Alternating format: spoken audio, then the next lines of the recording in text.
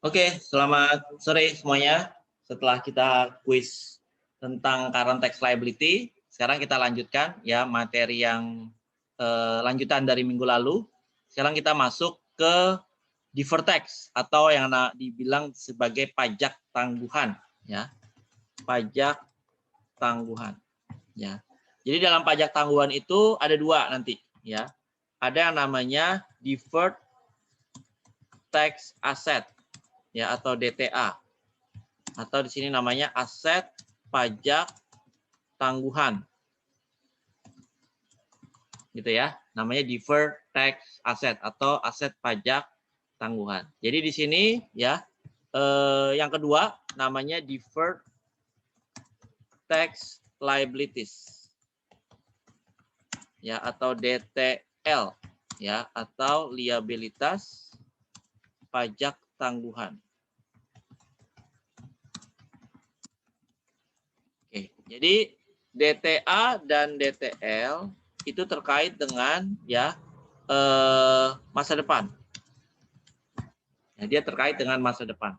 Ya, jadi kalau DTA ya, oke, berarti jumlah pajak yang akan dibayar ya di masa depan itu lebih kecil. Nah, sementara DTL berarti jumlah pajak yang akan dibayar di masa depan lebih besar. Balikannya ya. Oke. Nah, itu pengertian DTA DTL. Jadi jadi DTA dan DTL ya harus disesuaikan per akhir periode.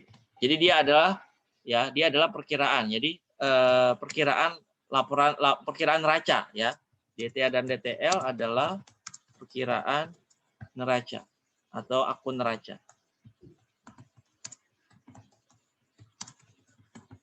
Ya, atau laporan posisi keuangan ya. Jadi dia adalah nanti misalnya saldo per 31 Desember gitu ya. Tapi kalau dalam contoh kita di sini berarti saldo per 30 Juni ya. Jadi DTA itu aset pajak tangguhan.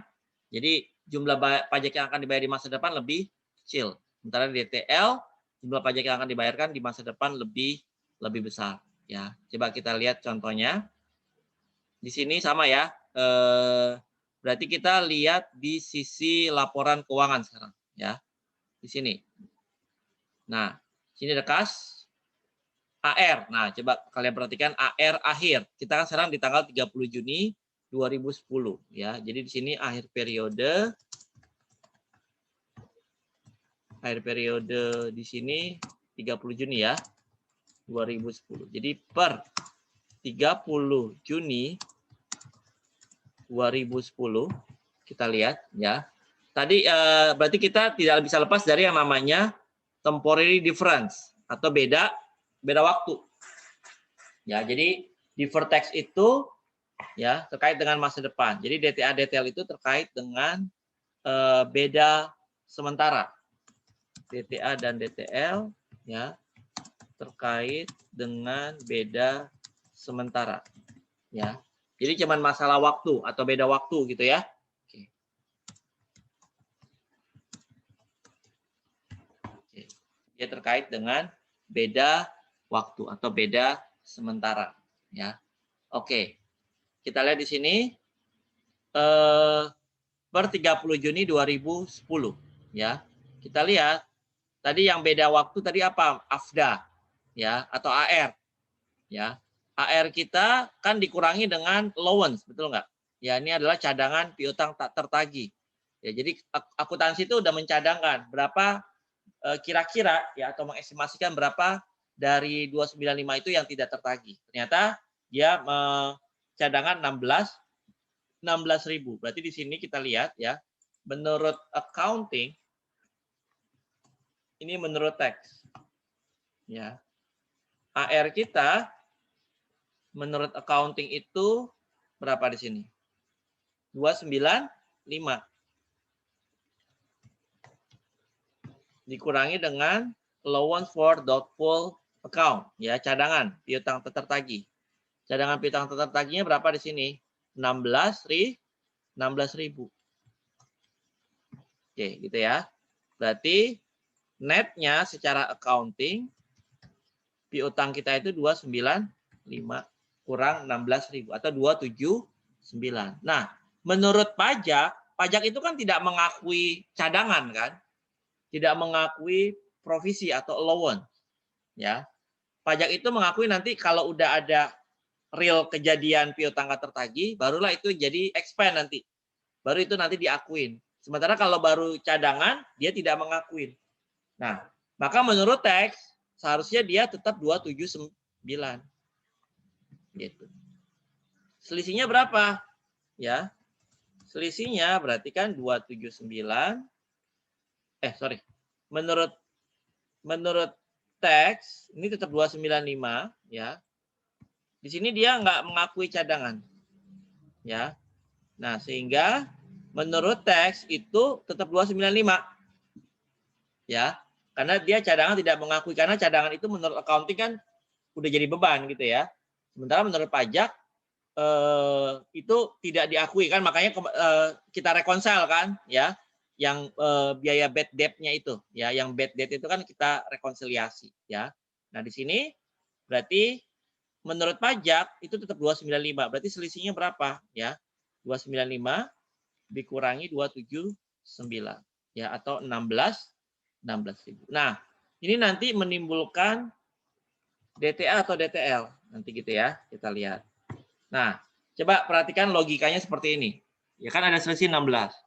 Berarti di masa depan, ya, di masa depan, berarti diestimasi akan ada piutang tak tertagih sebesar 16.000 di masa depan ya. Nah, di masa depan diestimasi akan ada piutang tak tertagih sebesar 16.000. Ya. Nah, nanti barulah di pajak, ya. Oke. Piutang yang real tidak tertagih, ya, boleh diakui sebagai biaya. Oke. Sementara di akuntansi sudah diakui sebagai biaya saat pencadangan. Nah, berarti kan di akuntansi udah diakui biaya. Ya. Pajak belum. Pajak itu nanti akan mengakuinya sesuai dengan, ya, kalau udah terjadi real. Ya, maka di sini di masa depan, ya, baru diakuinya nanti sama pajak di masa depan, ngerti nggak? 16.000 itu. Berarti di masa depan itu nanti boleh dibiayakan.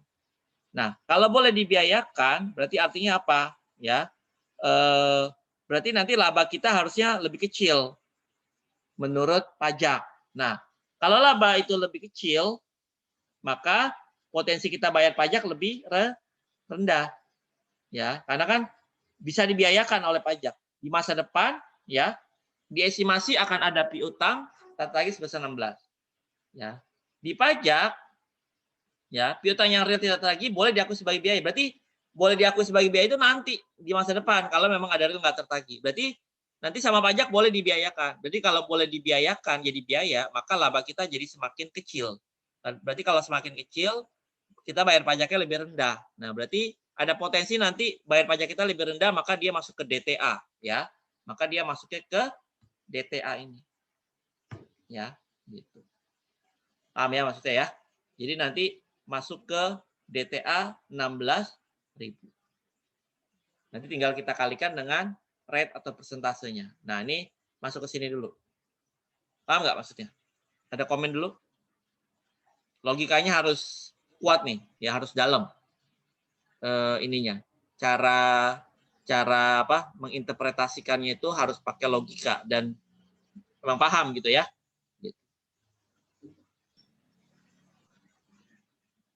Ada komen dulu? Bapak boleh tolong dijelaskan sekali lagi nggak Pak? Tapi pelan-pelan Pak, soalnya saya nyatet. Makasih Pak. Oke. Kan menurut pajak itu kan nggak ngakuin yang 16 kan, ya. Dia kan tidak mengakui yang 16 itu, ya. Itu kan baru estimasi menurut accounting bahwa akan ada piutang atau tertagih sebesar 16 di masa depan, ya. Maka secara pajak itu 16 itu baru diakui nanti kalau memang ada real nggak tertagih. Jadi akuntansi boleh nyadangin, tapi cadangan itu sama pajak kan nggak diakui ya, makanya bad debt itu kan kita eliminasi, kita add back kan, betul nggak? Ya di tahun yang bersangkutan. Tapi terkait dengan masa depan ya, berarti karena itu baru diakuinya nanti di masa depan oleh pajak, maka ada potensi kita akan bayar pajak lebih rendah gitu loh. Karena 16.000 itu nanti baru diakui di masa depan, ngerti nggak? Gitu. Oleh karena itu berarti sementara akuntansi udah diakui sebagai biaya sekarang gitu loh, sebagai pencadangan. Makanya kita rekonsiliasi fiskal kan yang udah kita pelajari sampai kuis tadi gitu. Nah, sekarang kita masuk ke yang per tanggal 30 Juninya gitu, yang di akhir periode. Ya, maka 16.000 itu baru bisa dibiayakan oleh pajak nanti di masa depan. Ya. Nah, maka ada potensi di masa depan laba kita jadi semakin lebih kecil karena ada beban tambahan gitu. Ya. Nah, berarti kalau laba kita kecil maka pajak kita juga lebih kecil. Berarti masuknya ke kategori DTA. Kalau DTA kan berarti potensi kita bayar pajak lebih rendah. Berarti deferred tax asset gitu ya. Paham ya? Paham Pak, terima kasih. Ya. Oke, itu berarti AR. Nah, sekarang kita lihat lagi yang ada beda waktu selain AR, ada prepaid insurance. Ya. Prepaid insurance di sini menurut accounting ada 30.000. Ya. Prepaid insurance menurut accounting ada 30.000. Oke, sekarang kita lihat sama ya. Ini accounting tax. Ya. Prepaid insurance. Ya. Menurut accounting itu nilainya ada 30.000.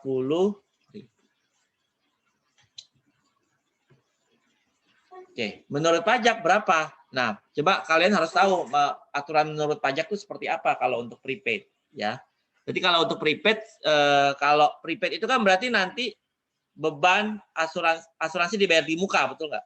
Berarti dia udah bayar asuransi duluan. Gitu. Perusahaan udah bayar asuransi duluan, nanti yang jadi beban itu kalau udah ada yang expired, misalkan 30.000 itu untuk 30 bulan misalnya gitu ya, maka tiap bulan nanti dia akan membebankan 1.000 gitu ya. Oke, membebankan masing-masing itu 1.000. Nah, sementara menurut teks ya, berarti kan 30.000 ini udah 30.000 ini kan udah dibayar sebenarnya kan. Oke. Nah, berarti di masa depan ya, akuntansi akan membiayakan ya, biaya asuransi ya sesuai jatuh temponya atau yang udah terjadi. Menurut pajak ya, pada saat dibayar sudah menjadi biaya harusnya. Oke, berarti pajak itu udah dijadiin beban pada saat kita bayar. Ya.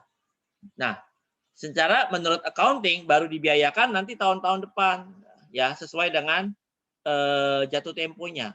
Ya, sesuai dengan ya expiration date-nya gitu ya. Oke. Nah, berarti kan menurut akuntansi di masa depan akan diakui sebagai biaya. Sama pajak nggak bisa diakui biaya sama pajak itu kan. Ya. Karena kan udah dibiayakan di tahun pada saat itu dibayar. Gitu. Jadi menurut pajak nanti biaya tersebut akan di-cancel. Ya. Jadi nanti di masa depan ya, biaya asuransi ya.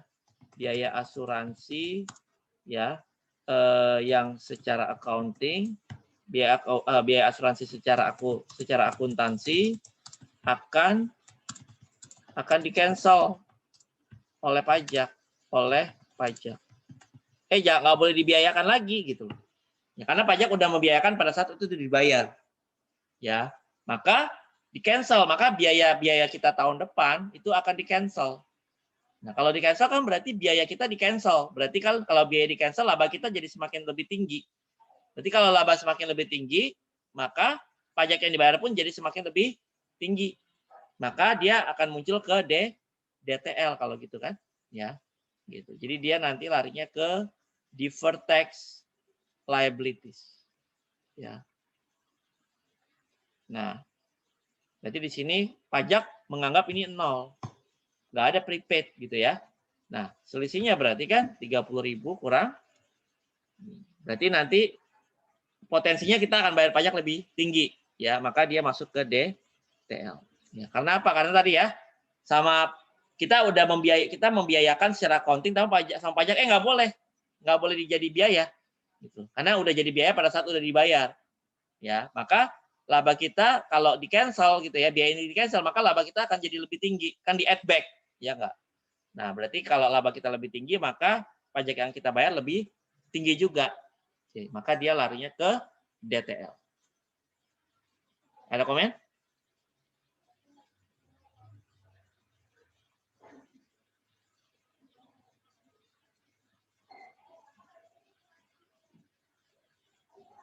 Paham nggak? Paham, Pak. Ngerti ya? Oke.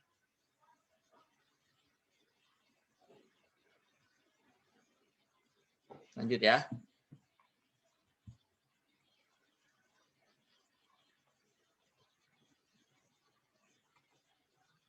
Oke. Itu prepaid. Jadi kita lihat yang beda-beda temporer ya. Prepaid, rent receivable, ya. Rent receivable berarti kaitannya sama apa di sini? Ya, piutang sewa. Dia punya piutang sewa. Ya, piutang sewa. Berarti dia bayar sewa gitu ya. Oke. Di sini ada nggak rent yang terkait dengan rent revenue? Nah, ini terkait dengan rent revenue ada di sini ya. Rent revenue 25.000. Nah, sekarang kita lihat ya, rent receivable, rent revenue. Oke, sorry. Kalau rent revenue berarti kaitannya sama unearned ya. Di sini nggak ada unearned ya, unearned rent. Oke. Rent receivable ya. Berarti dia udah bayar duluan. Ya, ada nggak rent expense di sini? Nggak ada ya. Berarti ini nggak ngaruh. Development project. Nah, kita lihat development project.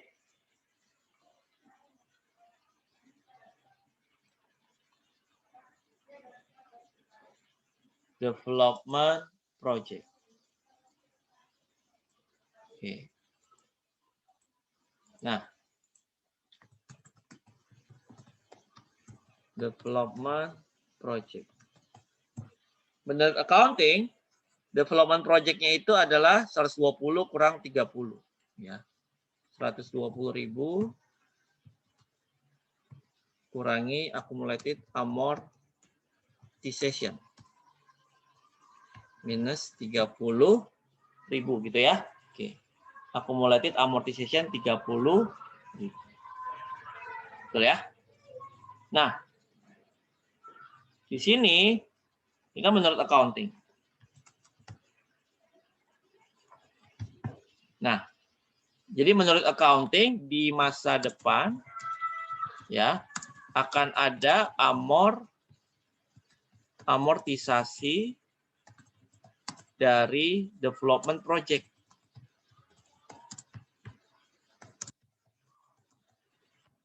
Ya, di masa depan akan ada amortisasi dari development project ya.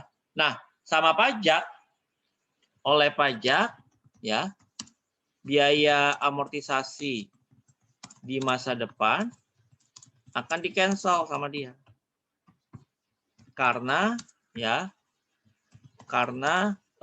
oleh pajak ya saat development ini dibayar sudah bisa langsung dibiayakan. Ya sesuai dengan yang di sini kan ada additional information. Ya. Development-nya malah boleh dibiayakan, dia dapat fasilitas gitu ya, 125% dari yang dia spend. Ya, berarti intinya pada saat dibayar itu udah boleh langsung dibiayakan. Tapi secara accounting, dia akan menjadi biaya sesuai dengan amortisasi. Jadi dia dianggap aset dulu gitu loh. Ya, maka di masa depan akan ada amortisasi dari development project. Maka oleh pajak nanti akan di cancel. Berarti di sini menurut pajak nggak ada gitu. Ya. Maka selisihnya berapa? 90.000. Maka di masa depan development biaya amortisasi sesuai akuntansi ini akan di cancel oleh pajak.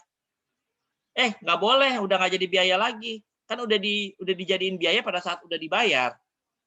Sementara menurut accounting ya dijadikan aset gitu ya. Maka nanti bebannya itu yang kita akui secara accounting di cancel, maka di add back gitu ya. Maka kalau di add back, maka laba kita akan jadi lebih tinggi. Laba lebih tinggi maka pajak juga jadi semakin lebih tinggi, maka akan muncul ke DTL. Gitu. Ngerti? Paham ya? Oke. Lanjut. Yang apa? Beda temporer mana? Equipment. Nah, kita juga lihat equipment. Ya. Peralatan.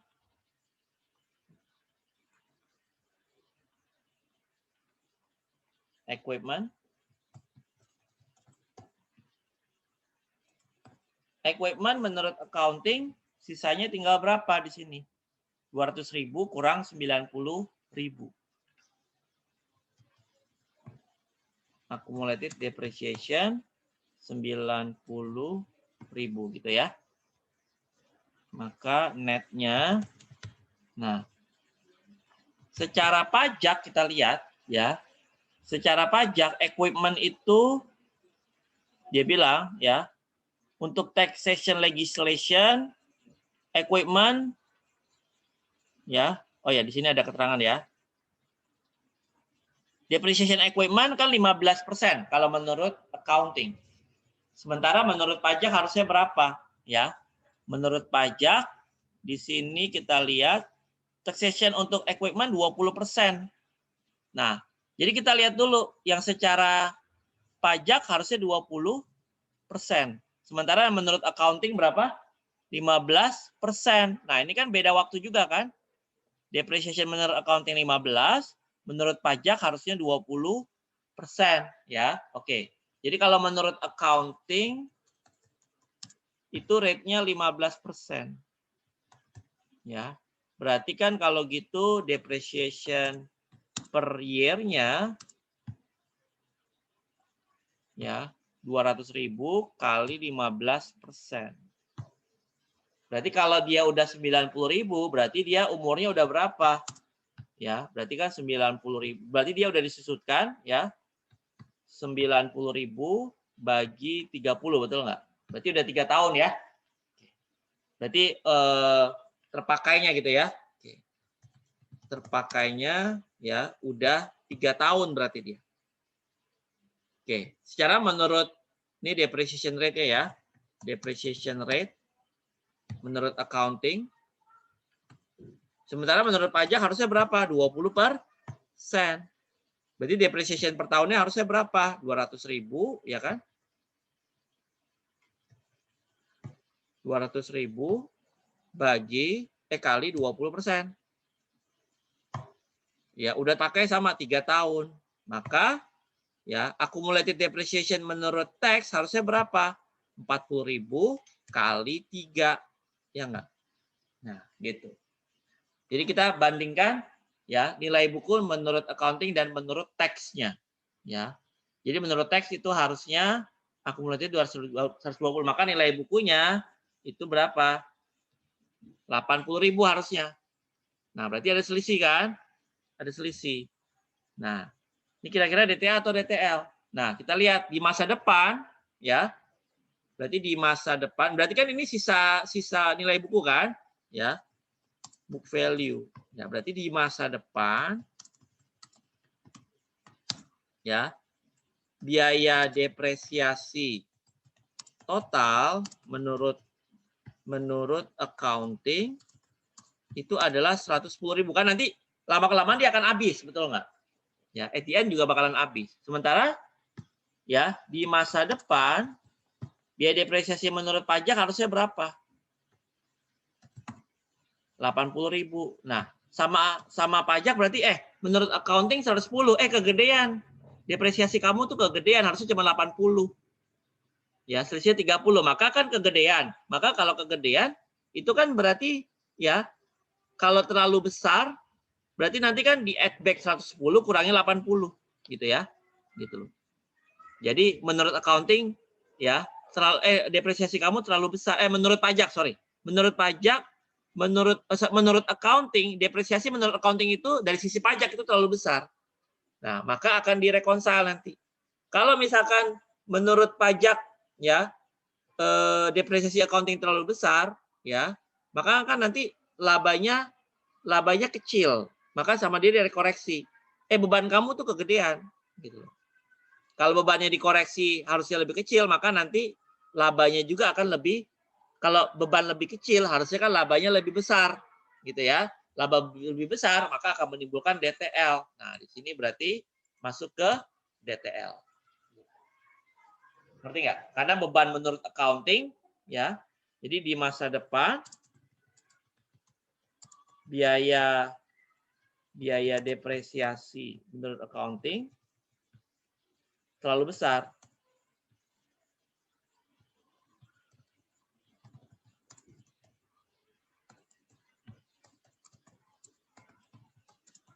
Oke, karena terlalu besar maka dibenerin, direkonsil ya. Kalau jadi kan labanya lebih kecil, maka harusnya biaya lebih kecil. Kalau biaya lebih kecil maka laba nanti menjadi lebih besar. Maka laba menjadi besar, maka pajak lebih besar, maka dia masuk ke DTL. Ada komen dulu? Nah, ini memang butuh logika yang ini ya, logika yang dalam ini. Ya, harus diulang-ulang nanti video ini, ya. Oke, lanjut. Pajak tangguhan, ya. Pajak tangguhan ini udah tadi yang equipment. Goodwill, ya. Nah, ini juga goodwill. Ada 35 sama 14. 35 dikurangi 14, goodwill ya. Oke. Menurut accounting sama menurut tax. Nah, secara accounting kita punya goodwill ya sebesar goodwill kita itu 35.000. Gitu ya. 35. Nah, di sini ada accumulated impairment. Ya. Kayak akumulasi depresiasi lah ibaratnya gitu ya. Ada accumulated impairment itu 14.000. Nah, ini 0.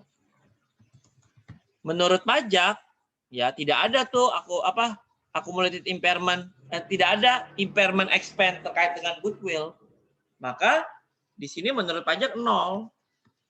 Oke, berarti di masa depan, ya akuntansi akan mengimpair, ya akan mengimpair goodwill menjadi beban gitu ya.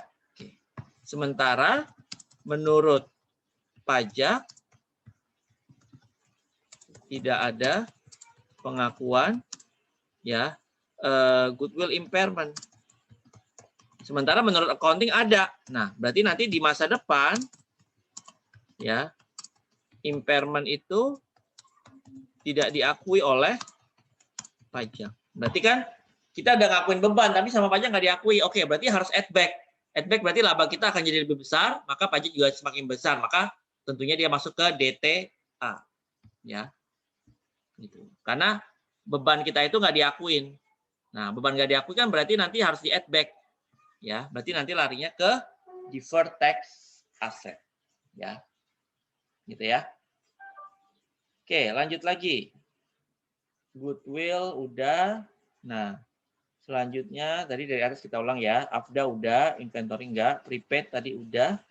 Ya, rent receivable nggak ada, development, equipment, oke. Ada lagi ya. AP nggak ada masalah. Nah, provision. Nah, sekarang provision ya, ini yang terakhir. Ya, provision for annual leave. Berarti ini utang terkait dengan cuti berbayar. Ya, provision for annual leave.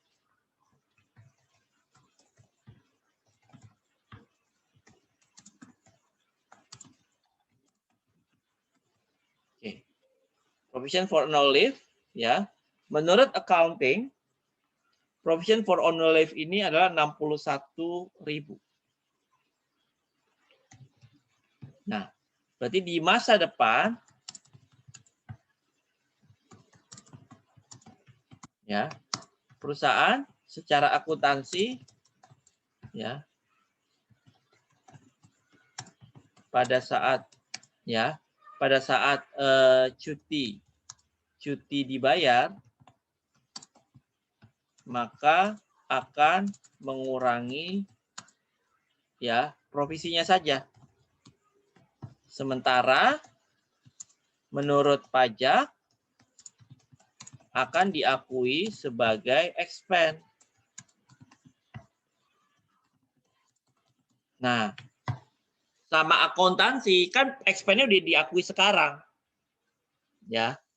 Ingat yang waktu kita rekonsiliasi fiskal itu kan di add back kan? Ya. Ibaratnya tuh di cancel sama pajak tahun ini. Begitu juga nanti tahun depan. Ya. Akuntansi kan nanti pada saat dia ngebayar kan hanya ngurangin utangnya aja kan, ngurangi provisinya. Provisi itu kan sama aja kayak utang. Ya, tapi sama pajak karena itu ada real pembayaran, maka itu boleh diakui beban. Nah, maka sama pajak nanti di masa depan boleh loh diakui beban tuh pembayarannya, ya. Jadi nggak cuma liabilitasnya berkurang, kalau menurut accounting kan liabilitasnya aja yang berkurang, karena dia biayanya udah dibebankan sekarang. Nah, menurut pajak itu ya boleh dibiayakan. Nah, kalau boleh dibiayakan berarti gimana? Boleh dibiayakan, ini kan menurut pajak 0 ya, selisihnya 61. Nah, berarti kalau boleh dibiayakan, makanya nanti laba perusahaan akan jadi lebih kecil. Laba perusahaan lebih kecil, maka dia muncul ke DT. Ya, gitu. Nah, itulah DTA, DTL. Kita lihat di sini. Jadi tadi bisa kita isi ya. Tadi ini CTL-nya berapa harusnya gitu kan? Ya, CTL akhir berapa? Nah, di sini ditanya DTA, DTL-nya berapa at the end. Ya, coba kita hitung. Ya, DTA total ya. Total DTA ya. Ini kita sum di sana ya. Kita sum dari atas. Sini ya.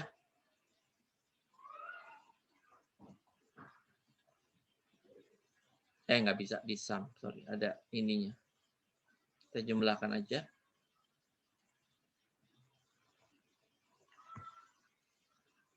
Oke. Nah, maka di sini nanti DTA-nya 61 ya. Tambah 21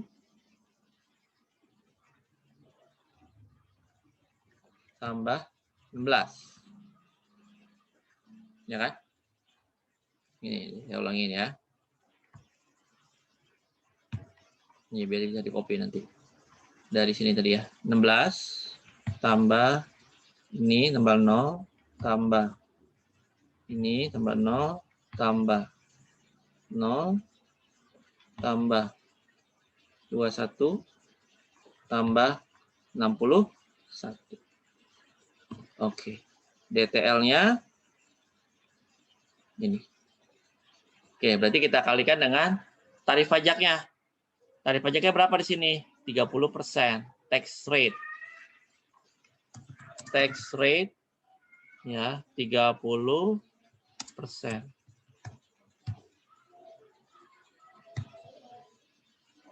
30% kali 98. 29.400 dan 150.000. Oke, berarti ini DTA DTL-nya ya. Oke. Sementara beginningnya kita punya DTA DTL berapa yang di awal? Di awal kita punya DTA di awal tahun lalu ya, di akhir tahun kemarin menjadi awal tahun ini 24.900. kita udah punya awal 249. Sementara DTL awal kita berapa? 17.150 ya. 17.150. Oke, maka terus digabungkan dengan perhitungan yang sebelumnya ya. CTL kita kan sebelumnya berapa nih? Ya, kita lihat ya. Yang dari hitungan sebelum kita, CTL kita tambahannya berapa? CTL-nya? Ini berarti jurnalnya saya cancel dulu ya. Oke. Nah, saya delete. Berapa? 4670 ya. Tax expense ya. Tax expense dari rekonsiliasi atau CTL ya. CTL yang sekarang itu kita dapat current tax liability yang baru ya. Oke. CTL selama periode ya. Itu kita dapat CTL-nya yang dari hitungan sebelumnya, CTL kita itu ini ya. Nah, ini 4670 ya. Nah, ini CTL selama periode. Sementara CTL awal ya. Kita punya CTL awal di laporan di sini CTL awal kita berapa? 12.500 ya. 12,5. Tambah yang ya tax expense dari rekonsiliasi. Oke, maka CTL akhir kita ini. Gitu ya. Oke. Berarti kita bisa jurnal, berarti jurnal kalau mau jadi satu jurnal ya. Tax expense yang dari rekon 40 pada CTL. Nah, sementara DTA, nah ini. DTA kita kan total tadi 98. Sorry tadi DT ya, total DTA DTL ya. DTA DTL. Kita kalikan dengan tax rate-nya 29.400 ya. Sementara kita udah punya beginning DTA DTL 24 ini ya. Maka nanti tinggal kita adjust aja. Tinggal kita adjust. Nah, di sini. Nah. Berarti di awal kita udah punya 24.900. Sekarang harus 29.400. Berarti adjustment-nya ya. Di sini dia berarti naik ya. Berarti 29.400. Nah, naik 4.500. Ini juga DTL juga naik 45.000. Karena di awal kita udah punya 17.150. Maka jurnal selanjutnya DTA-nya naik. Berarti DTA di debit ya. Nah, kreditnya apa? Tax expense. Sebesar berapa? 4.500. Nah, DTL-nya gimana? Juga naik. Ya, berarti DTL itu kan berarti liabilitas ya. Maka tax expense ya. 27 yang adjustment-nya 27 ya. Kreditnya berarti DTL. Ya, 2785. Nah, itu tadi yang ditanya oleh siapa tadi? Patrick ya? Ya. Tax expense itu jadi total tax expense kita berapa? Ya, total tax expense kita 40 kurang 4.500 tambah 27.850. Jadi as a whole itu 64.020 gitu yang ada dalam laporan keuangan. Ya, tanya siapa tadi Johnson ya? Oke. 64.020. Nah, seperti itu DTA dan DTL. Ya. Jadi harus filosofinya itu dalam ya. Logikanya itu harus benar-benar kalian pahami. Ya. Ada komen dulu?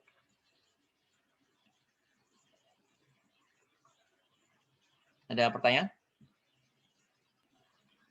Belum ada sih, Pak. Belum. Oke.